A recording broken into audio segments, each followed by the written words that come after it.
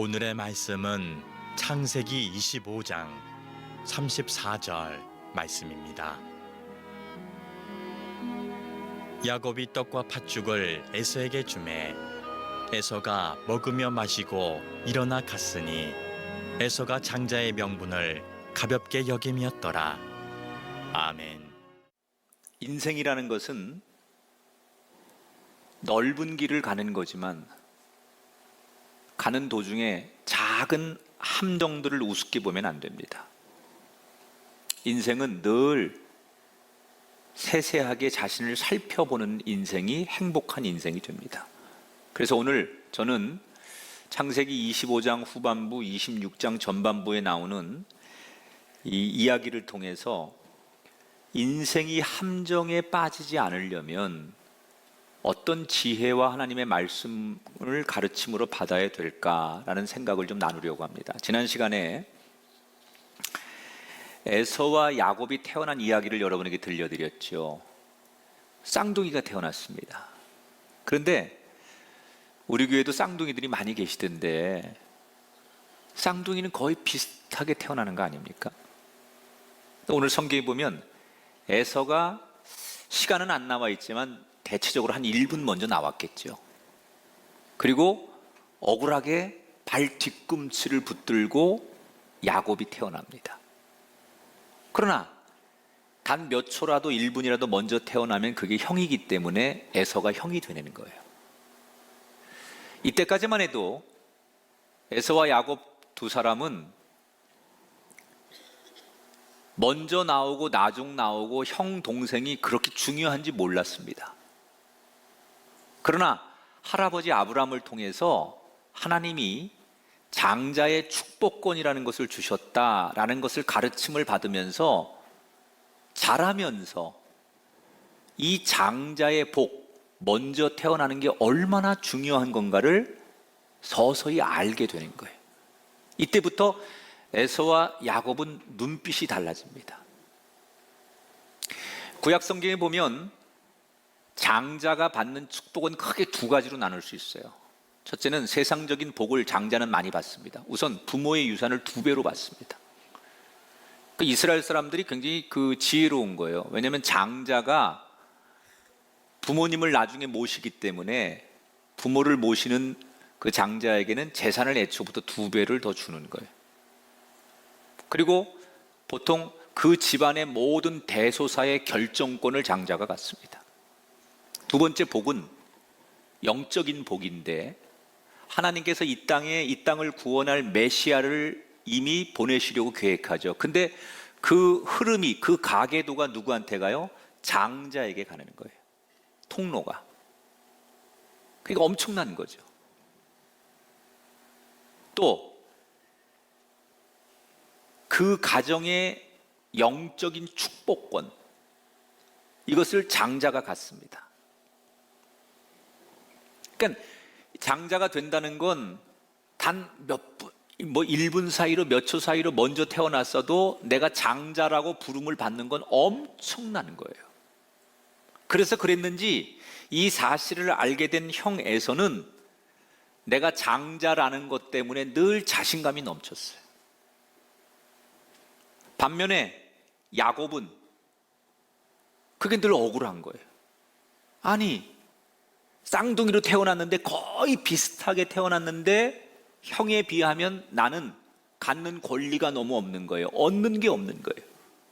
그래서 나도 형만큼 그런 걸 누려야 되는데 그걸 갖지 못한 것 때문에 늘 열등감, 그리고 형에 대한 부러움, 이런 것이 동생 야곱에게 있었어요. 형이 가지고 있는 저 장자권을 나도 가졌으면 얼마나 좋을까, 그렇게 소원하고 마음으로 열망하지만 이미 되돌릴 수가 없는 거예요. 엄마 뱃속에 다 들어갔다가 다시 태어날 수도 없기 때문에 장자권을 생각한다면 이건 꿈을 꾸는 수밖에 없는 거예요. 자, 두 형제가 쭉 자라면서 성격대로 커갑니다. 자신감과 활동적인 형 에서는 그 당시에 가장 인기 있는 직업이었던 사냥꾼이 됩니다. 여러분, 고대 사회에서는 공부하는 것보다 장수들, 힘을 드러내는 활동적인 사람들이 영웅 취급을 받지 않습니까? 그러니까 자신감이 넘치고 힘이 세고 또 아주 활동적인 형 에서는 그 당시 사람들이 선호하는 사냥꾼이 되어서 사람들에게 박수를 받고 우러러움을 받는 영웅 취급을 받는 직업으로 가지요. 그리고 그에 비해서 좀 열등감과 내성적인 성격을 가졌던 야곱은 집에서 부모를 돕는 목축업에 종사하죠. 양들을 돌보는 일을 해요.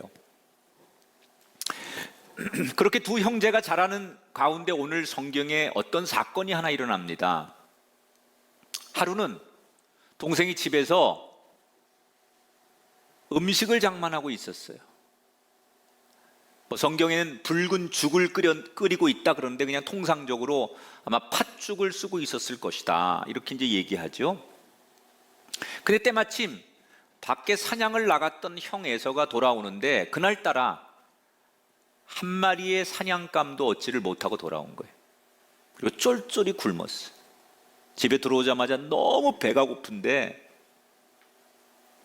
후각에 밀려오는 그 팥죽의 냄새가 너무나 좋은 거예요. 그 순간 형이 동생에게 애걸하다시피 야, 나 사실 너무 배고픈데 그 팥죽 한 그릇 나 먼저 먹게 해달라고 애원을 하기 시작합니다. 그런데 그 표정이 너무나 간절한 거예요. 이때 야곱이 아주 장난스럽게 또 퉁명스럽게 형 에서에게 이렇게 말합니다. 형, 조건이 있어. 근데 팥죽 한 그릇 줄 테니까 형 가지고 있는 그 장자권 나 줘라. 그리고 툭 한마디를 내던집니다. 자, 여러분, 이 제안은 사실 말이 안 되는 협상이죠. 아무리 금강산도 식후경이라고 하지만 이게 오늘날로 말하면 이렇게 비유할 수 있는 거예요. 내가 라면 한 그릇 줄 테니까 형이 그 가지고 있는 유산을 물려받을 경영권, 그 재벌 경영권 그리고 전 주식 나한테 다 넘겨. 뭐 그런 얘기 비슷한 거 아닙니까? 여러분, 몇 시간 뒤면 뱃속에서 꺼져버릴 그 죽 한 그릇과 하나님이 주실 영원한 축복권을 바꾼다는 건 애초부터 비교 대상이 되지 않는 거예요. 이걸 야곱도 너무 잘 알았어요. 내가 형한테 그렇게 툭 제안을 했지만 이 제안이 받아질 거라고는 상상도 못한 거예요. 그냥 아마 평상시에 그 장자권에 대한 사모함도 있었고 형에 대한 열등감도 있었으니까 퉁명스럽게 장난스럽게 농담 삼아 그냥 한마디 툭 던진 거예요. 장자권 주면 줄게. 생각 없이 그 말을 던진 거예요. 그런데 형 에서가 생각지도 않은 뜻밖의 대답을 합니다. 25장 32절입니다. 형이 하는 얘기예요. 내가 죽게 되었으니 이 장자의 명분이 내게 무엇이 유익하리요? 형이 아주 귀찮다는 듯이 야, 너 그렇게 장자권 갖고 싶어? 너 가져. 너 줄 테니까 가져. 빨리 팥죽 줘. 이 얘기를 듣고 야곱이 귀를 의심하는 거예요. 그리고 다시 물어요. 형 진짜지? 형이 한 말 진짜지? 약속 지킬 수 있어? 진짜 장자권 나 줄 거야? 아이 그래, 너 가져. 장자권 너 줄 테니까 가져. 빨리 팥죽이나 줘. 그리고는 에서는 낼름 그 팥죽 한 그릇을 먹고 나가버립니다. 여러분, 이 과정이 형과 동생 사이에 벌어지는 이 대화가 단 몇 초 만에 이루어지는 거예요. 역사를 바꿔놓는 이 거래는 장시간 동안 일어난 게 아니라 단 아주 눈 깜짝할 사이에 이 말도 안 되는 거래가 성사가 됩니다. 이 성경 구절을 놓고서 많은 분들이 지금까지 어떻게 해석을 하냐면 에서가 왜 장자권을 넘겼을까? 너무 배가 고파서 그 시간 그 순간 정신줄을 놓았다. 순간적으로 너무 배가 고프니까 순간적으로 집중력을 잃어버리고 정신줄을 놓았기 때문에 그 중요한 장자권을 팔아넘긴 거다. 이렇게 사람들이 얘기를 하지요. 정말 그랬을까? 에서가 아무리 배가 고픈들, 하루를 굶어서, 아니 한두 끼를 굶어서 배가 고픈들 그 중요한 장자권을 생각 없이 팔 만큼, 넋을 잃을 만큼 바보였을까? 저는 그렇게 생각하지 않아요. 여러분, 사냥꾼이라는 것은요, 굉장한 집중력, 멘탈이 강한 사람이에요. 들로 야외에서 사냥감을 찾아다니는 사람들은 사냥을 하다 보면 하루 종일 굶을 때도 있어요. 그리고 맹수와 싸우기도 하고 날렵한 동물들을 잡기 위해서는 아주 굉장한 정신력과 집중력을 가져야 되는 존재예요. 그러니까 굉장히 강한 사람이거든요, 멘탈이. 에서가 분명히 그런 사람입니다.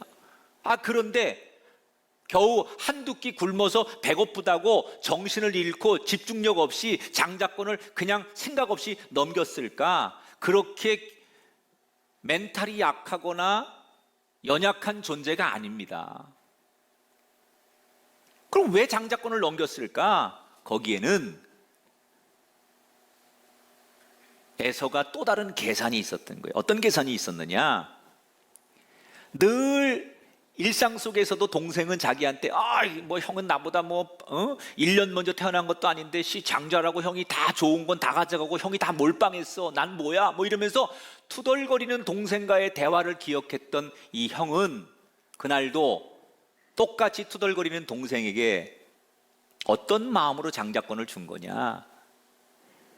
말로 내가 너한테 그래 너 장자권 가져 라고 기분 좋게 한번 준다고 한들 장자권이 진짜로 바꿔지는 게 아니라는 걸 에서는 아는 거예요. 여러분, 그렇지 않아요? 내가 형인데 동생이 내가 형 한번 해보고 싶어. 그렇다고 해서 그래 너 오늘 네가 형 해. 그런다고 해서 진짜로 형과 동생이 바뀝니까? 먼저 태어난 장자는 이미 정해져 있는데 네가 해. 알았어. 네가 장자권 가져. 그런다고 해서 본질이 바뀝니까? 안 바뀌는 걸 에서는 너무나 잘 알고 있었다는 거예요. 그냥 기분 좋게 동생이 칭얼거리니까 그래 알았어. 너 가져. 한번 너 해. 뭐 이렇게 장난스럽게 넘겼다는 거예요.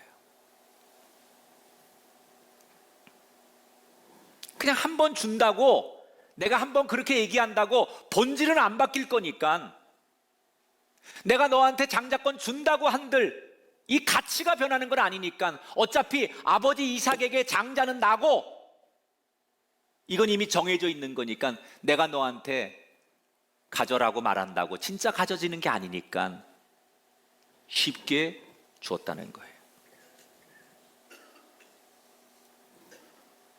야곱은 형한테 장자권을 내가 얻었다고 해서 좋아했지요. 그러나 그 모습을 지켜보는 에서는 뒤에서 씩 웃고 있었을 거예요. 사실 이 두 사람의 대화 속에서 실질적인 승자는 야곱이 아닌 에서입니다. 그렇잖아요? 장자권 너 준다고 진짜 장자권이 가는 게 아니라는 걸 에서도 알고 있어요. 그런데 에서가 여기서 놓친 게 하나 있어요. 이 대화에서 에서가 미처 생각하지 못한 게 하나 있어요. 사람들은 그렇게 생각할 수 있는데 과연 하나님도 그렇게 생각하실까? 복은 누가 주는 거예요? 하나님이 주시는 거예요. 장자권이라는 복은 아버지가 주는 게 아니라 하나님이 주는 거예요. 그런데 에서는 아버지에게 사람들에게는 변함없을 거라고 생각했는데 실제로 장자권의 축복을 주시는 하나님은 이 대화를 어떻게 들으시고 어떻게 판단하셨을까를 생각하지 않았던 거예요. 이 과정을 하나님이 다 지켜보고 계셨어요.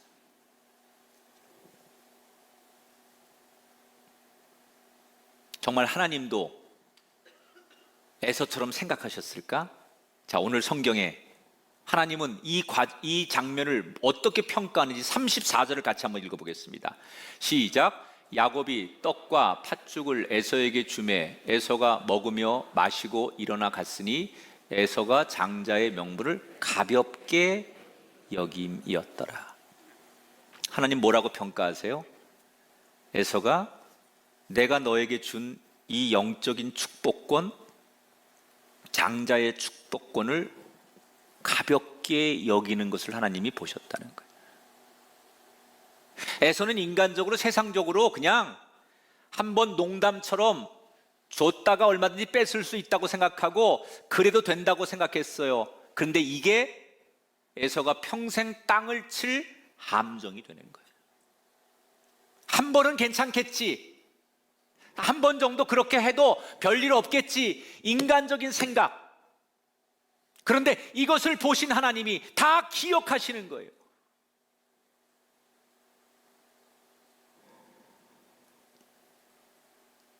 우리가 인생을 살면서 가장 조심해야 될 함정 중에 하나가 뭐냐? 한 번은 그래도 돼.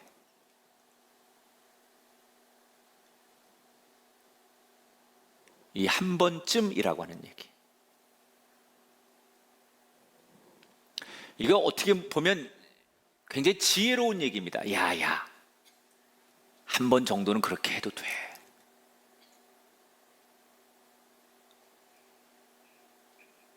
아니, 이 말은 굉장히 달콤한 얘기입니다.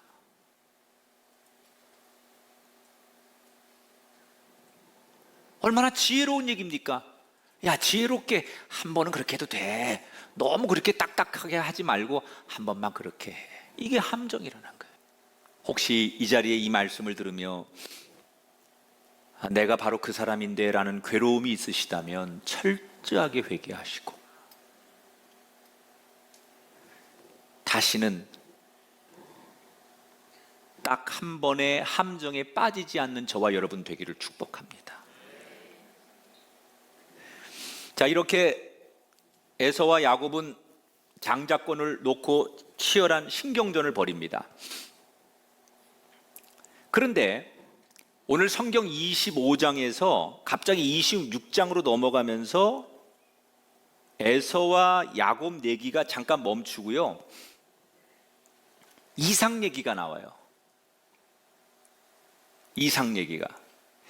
제가 지난 시간에 성경을 여러분 설명해 드린, 성경은 역사순으로 연대순으로 기록한 게 아니고 구원 사역, 구원이라고 하는 주제를 가지고 쭉 기록하다 보니 조금 연대가 바뀌고 순서가 바뀌어서 기록할 때가 있어요. 이걸 설명하는 게 더 먼저 하면 좋겠다 해서 그렇게 주제를 가지고 성경을 쓰다 보니까 조금 연대순에서 바뀌게 되는 예가 있는데, 바로 요 25장에서 26장 넘어가는 이야기가 딱 그 케이스예요. 갑자기 다시 과거 얘기가 나와. 26장에 에서와 야곱 얘기를 하다가 26장으로 넘어가면서 이삭이 리브가와 결혼하고 아버지 아브라함과 살고 있을 때니까 아직 쌍둥이가 태어나기 전에 이야기로 다시 돌아갑니다. 그러니까 왜 이야기로 돌아가느냐? 아브라함, 이삭, 야곱, 이 세 인물 중에 제일 성경에서 비중을 많이 소개하지 않는 인물이 이삭입니다. 이삭. 도대체 이삭은 야곱과 에서를 어떻게 키우는 사람이고 이삭은 어떤 사람인가, 어느 관점의 아버지인가를 봐야만 훗날 야곱의 문제도 풀 수 있기 때문에 다시 성경은 이삭의 얘기로 돌아가는 거예요. 자, 이삭이 26장에 보니까 어느 날 리브가와 아버지와 살고 있을 때, 아직 자식이 없을 때예요. 자기가 살던 땅에 엄청난 흉년이 듭니다. 먹을 게 없는 거예요. 그래서 어디 가서 먹을 걸 구해야 되는데 제일 먼저 생각나는 게 뭐냐? 이집트로 가야 되겠다.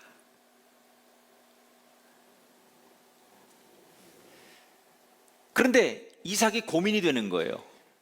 왜냐하면 아버지 아브라함이 아들 이삭한테 제일 많이 강조한 얘기가 뭐냐? 하나님께서 약속의 땅을 떠나지 말라고 하셨다. 이 가나안을 떠나지 말라고 하셨다. 아버지가 사는 게 힘들고 먹을 게 없어서 구하러 이집트로 내려갔다가 큰 낭패를 본 적이 있었단다. 하나님 말씀 어기고 그저 세상 길로 당장 먹고 사는 문제로 갔다가 큰 낭패를 본 적이 있었는데 너 절대로 그러면 안 된다. 무슨 일이 있어도 하나님이 명령하신 이 땅을 떠나면 안 된다. 이 얘기를 아버지한테 귀가 따갑도록 들었는데 지금 이 땅을 놔두고 이집트로 내려가야 되는 게 현실이지만 아버지로부터 이 땅을 떠나면 안 된다는 얘기를 수없이 들었잖아요. 그래서 이삭이 고민을 하는 거예요. 그러다가 어떻게 하느냐? 오늘 성경에 보니까 그랄 지역으로 갑니다. 자기가 살던 곳에서 그랄 지역으로. 저 성경에 나오죠? 지도에 나오죠. 이 그랄 지역은 애국과 가까운 국경지대예요. 이집트와 가까운 국경지대예요. 그러니까 가나안을 벗어나진 않지만 지금보다는 훨씬 더 환경적으로 양식을 구할 수 있는 가능성 있는 땅으로 가는 거예요. 그러니까 두 가지 다죠. 가나안도 벗어나지 않으면서 애굽도 가지 않는 양식을 구할 수 있는 그 땅을 선택한 게 그랄 지역으로 가는 거예요. 그래 거기 가서 그랄 지역에서 나름대로 자기는 하나님 말씀을 지켰다고 생각하고 기도하는데 하나님께서 그랄 지역에 내려온 이 이삭에게 응답을 하시는 거예요. 하나님이 뭐라고 응답하시느냐? 26장 2절 3절에 여호와께서 이삭에게 나타나 이르시되 애굽으로 내려가지 말고 내가 내게 지시하는 땅에 거주하라. 이 땅에 거류하면 내가 너와 함께 있어 내게 복을 주고 내가 이 모든 땅을 너와 내 자손에게 주리라. 따라합시다. 여기 거하면 내가 너와 함께 하리라. 자, 여기는 어디예요? 먹을 것이 없는 곳이야 아직. 이집트로 가야만 먹을 것이 있어요. 아버지 아브라함 때도 먹을 게 없고 흉년이 들면 이집트로 갔어요. 이삭도 먹을 게 없으니까 이집트로 가겠대요. 왜 사람들은 먹을 게 없으면 자꾸 이집트로 가려고 할까? 이건 이유가 있는 거예요. 지정학적으로 이집트, 애굽은 그 나라에 큰 그 나일강 강줄기가 있습니다. 곳곳에 강이 많아요. 큰 나일강 강줄기를 비롯해서 강들이 많습니다. 그래서 땅 자체가 풍요롭습니다. 농사 짓기에 좋고 먹을 것이 많아요. 가뭄이 없어요. 그런데 가나안은 강이 없습니다. 그래서 이 가나안 땅에서 농사를 지으려면 성경에 나오는 대로 이른 비와 늦은 비가 그때그때마다 오지 않으면 농사를 지을 수 없고 먹을 것을 구할 수 없는 곳이 가나안이에요. 이상하다. 하나님께서 가나안 땅을 주실 때 처음에 젖과 꿀이 흐르는 땅이라고 말씀하시는데 이거 굉장히 상징적인 거예요. 전체 땅으로 놓고 보면 이집트는 훨씬 더 곡창지대고 이 가나안 이스라엘 사람들이 사는 땅은 황량한 땅이라고요. 그래서 먹을 것이 없으면 사람들은 아브라함이나 이삭만이 아니라 누구든지 그 당시 사람들은 양식이 없고 흉년이 들면 당연히 넉넉하고 물이 있고 풍요로운 이집트로 가는 게 당연한 상식이었다는 거죠. 그래서 이삭도 가고 싶었는데 못 가는 거예요. 근데 하나님 뭐라고 말씀하시느냐? 네가 지금 풍요로운 땅, 당장 먹고 살 것을 찾아서 이집트 가지 않고 내가 말한 대로 이 가나안을 떠나지 않고 여기 있으면 내가 너와 함께 할 것이다. 하나님이 이 말씀을 주시는 의미는 어떤 거냐면 진짜 축복이 뭔지를 가르치시는 거예요. 진짜 축복은요, 당장 먹고 사는 것이 넘쳐나고 내가 원하는 것을 다 가지고 있는 환경이고 내가 원하는 자리나 직업이나 이런 걸 가지고 있는 게 아니라 진짜 축복은 하나님이 나와 함께하는 게 축복이라는 거예요. 왜 하나님이 우리와 함께하는 게 축복이냐? 복을 주시는 이는 여호와시거든요. 땅이 복을 주는 게 아니에요. 세상이 복을 주는 게 아니에요. 풍요가 복을 주는 게 아니에요. 우리에게 복을 주는 이는 여호와 하나님이십니다.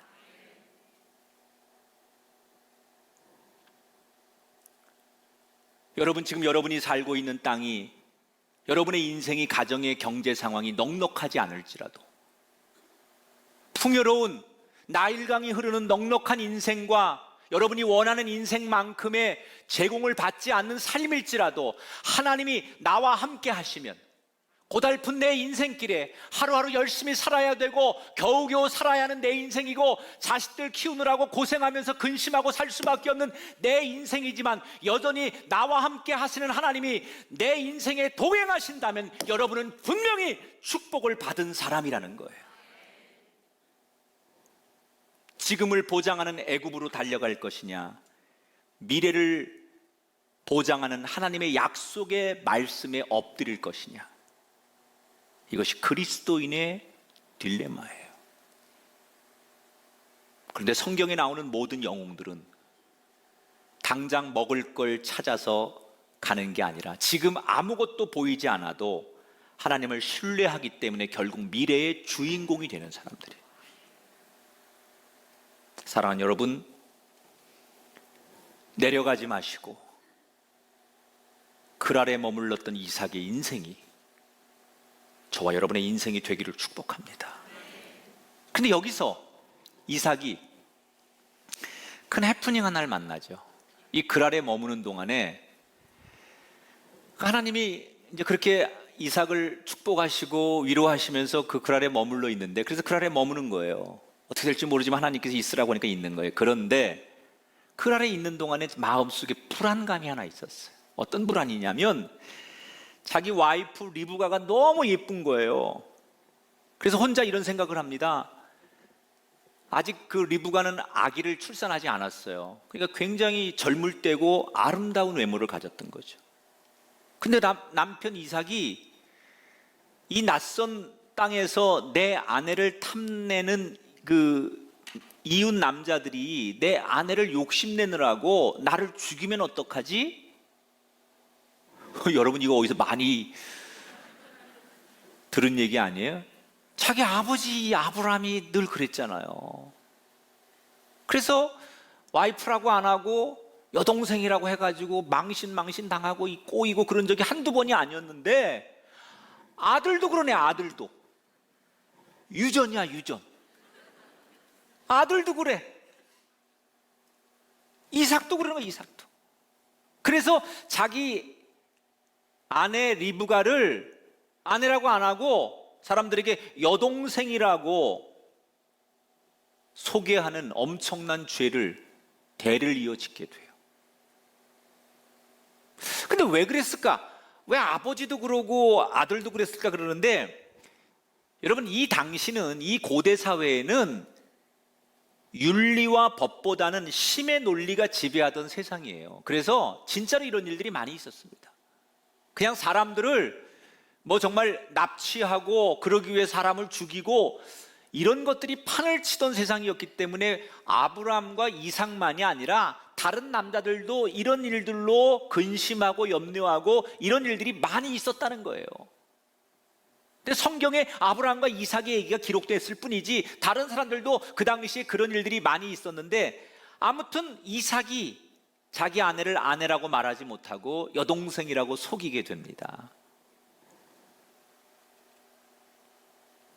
이 근본적인 문제는요, 담대함이 없다는 거예요. 이런 일이 일어나면 어떡하지?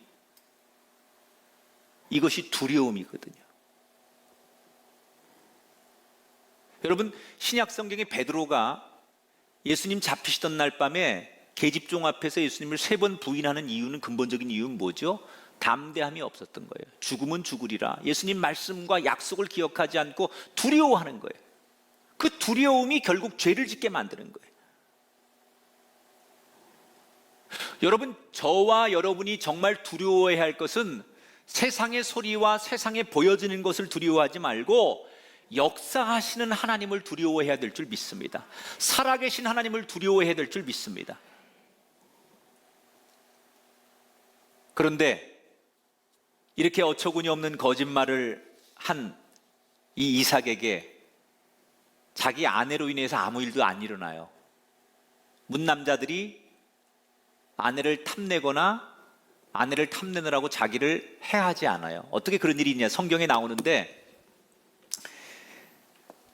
여동생이라고 속였는데 어느 날 이삭과 리브가가 집에서 몰래 이렇게 뽀뽀를 하는 거야. 끌어안고 부부니까. 근데 이거를 누가 봤네. 들켰어. 그래 불려가가지고 야, 너 여동생이라는데 여동생하고 뽀뽀하냐? 사실대로 얘기해봐. 그래서 할 수 없이 이삭이 울면서 내가 두려워서 아내라고 말 못하고 여동생이라고 했는데 용서해 주십시오 라고 해서 이 사건이 해프닝으로 끝나요. 그러니까 아버지하고 좀 다르죠. 이 사건이 끝나요. 자, 이 해프닝에서 우리는 두 번째 우리가 인생을 살아가면서 빠지는 함정을 조심해야 할 게 있는데, 왜 이삭은 이런 두려움 때문에 이런 말도 안 되는 해프닝을 겪게 되느냐? 그것은 세상 사람들, 세상을 보니까 두려운 거예요. 왜 두렵습니까? 세상을 보니까 두려운 거예요. 세상은 너무 무서운 거예요. 세상이 너무 위협적으로 느껴지는 거예요.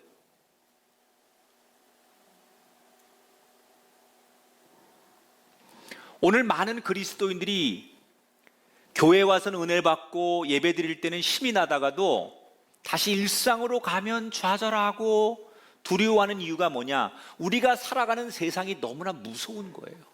우리가 살아가는 세상이 너무나 많은 변화가 있는 거예요. 자꾸 세상은 바뀌고 그 세상을 따라갈 수 없으니까 우리는 지치고 그래서 두려운 거예요. 여러분, 우리가 믿는 하나님은 어떤 분입니까? 세상이 아무리 변해도 여전히 변치 않고 그 자리에 계신 분이 하나님이십니다. 세상이 변하는데 그 변화를 주관하고 주도하는 분은 하나님이십니다. 변화 너머에 계시는 변치 않는 하나님을 바라봐야 이 세상의 두려움의 함정에 빠지지 않는 그리스도인이 된다는 거예요. 사실 코로나19 이후에 정말 어떻게 바뀔지 예측이 안 돼요. 근데 사실은 목사로서 어떤 걱정이 있냐면, 이 코로나19가 이게 진짜 뭐 한 2달 정도 예배를 못 드렸는데 2달이 한 20년 정도의 교회 문화를 지금 스톱시키고 있어요. 오늘 이렇게 대략 지금 3부 예배 보니까 우리가 2주 전에 예배를 계획했는데 2주 전에 코로나19 이전에 5분의 1이 모였어요. 지난주에 4분의 1이 모였어요. 오늘 제 목표가 과반이었거든요. 코로나19 이전의 절반 정도는 오늘 모이는 게 목표인데 안 될 것 같은데요. 절반이 안 돼요. 상당수 많은 분들이 지금, 죄송해요, 오늘은 그럴 수 있어요. 지금은 인터넷 예배 드리겠다는 거예요. 아주 믿음 좋은 분들, 이게 철저한 훈련이 된 분들은 이제는 내가 교회 어쩔 수 없으니까 내가 온라인 예배를 드렸고 이제는 내가 정말 성전에서 예배 드리는 게 그게 가치고 바른 거니까 가야지, 그리고 가시는 분들은 문제가 없지만, 그렇지 않은 분들은요, 이제 교회 생활 막 시작하셨구나, 어떤 이유가 있어서 사유가 있는 분들은 온라인 예배를 계속 드리시는 거예요. 그리고 이게 이제 소위 사람들에게 어떤 인식을 주느냐, 조금만 몸이 안 좋고 컨디션이 안 좋고 감기 기운이 있고 두통이 있고 약간 콧물 나고 재채기 나고 그러면 아, 오늘은 온라인 예배로 대체해야 돼. 이걸 완전히 공식적으로 만들어 주는 거예요. 지금 찔리는 사람 손 들어봐요. 그래서 만들어 주는 거예요 지금. 그러니까 목사의 입장에서 저도요, 이게 한국 교회가 도대체 어떻게 해야 될까 지금. 저는 이제 저희 교단의 감독이기도 하니까 많은 교단의 저희 연회 이 교회들에게 어떤 지침과 이 어떤 행정적인 주도를 해야 되는데, 이게 도대체 교회가 어떤 대안을 세워야 될까. 아이들이 여러분 학교를 지금 가지 않잖아요. 이제 사람 만나는 거, 대면에서 회의하고 만나서 뭐 하는 거, 그게 없어집니다. 사람들이 전부 기계에다 의존하고 전부 혼자 생활하는 게 더 익숙해지는 시대가 됐어요. 이렇게 급변하는 세상에, 요동치는 세상에 그걸 바라보고 있으면 여러분 걱정이 안 돼요? 경제는 다시 살아날 수 있을지, 우리가 일상으로 돌아갈 수 있을지, 세상을 바라보면 여전히 두려운 거예요. 근데 이게 결국 함정이라는 거예요. 그렇게 세상 바라보면서 요동치는 세상 앞에 걱정하고 한숨 쉬고 어떻게 하지라고 하는 함정에 빠지면 못 나와요. 대신에 그 세상에 요동치는 그 세상을 바라보지 말고 그 너머에 계신 하나님을 바라보면서 이 흐름을 주도하고 계시고 역사의 주관자가 되신 하나님을 바라볼 때 우리는 함정을 피할 수도 있을 뿐더러 시온의 대로를 걷게 될 줄 믿습니다. 인생을 지뢰밭에 비유합니다. 왜? 예상치 못한 곳에 함정이 많다는 거예요. 그러나 우리는 걱정할 필요 없어요. 영적으로 깨어 있으면 수없는 지뢰와 같은 인생의 함정을 피할 수 있습니다. 오늘 하나님이 우리에게 두 가지를 말씀하셨어요. 한 번쯤은 그래도 돼라고는 타협하지 말아라. 너무 급변하고 빠르게 변하는 세상만 바라보며 두려워하지 말아라. 여전히 일하시고 살아계신 하나님을 바라봐라. 하나님을 표현할 때 가장 우리가 마음에 와닿는 대상이 저는 부모님이라고 생각해요. 우리 부모님들은 변치 않지요. 여러분 잘 되면, 세상에 성공하면 잘 되는 것 축하도 받지만 시기도 받는 거 아세요? 여러분 잘 되면 사람들이 시기합니다. 응? 근데 여러분이 잘 되면 잘 될수록 시기하지 않고 한없이 좋아해 주는 대상이 부모님이세요. 오늘 그 변치 않는 부모님처럼 우리를 향한 변치 않는 하나님을 바라보셔서 불안해하지 마시고, 버팀목이 되어주신 부모님이 우리 뒤에 계신 것처럼 영원히 버팀목이 되어주신 하나님 바라보고 인생의 함정 극복하며 시온의 대로를 걸어가시는 우리 모든 성도들이 되시기를 주님의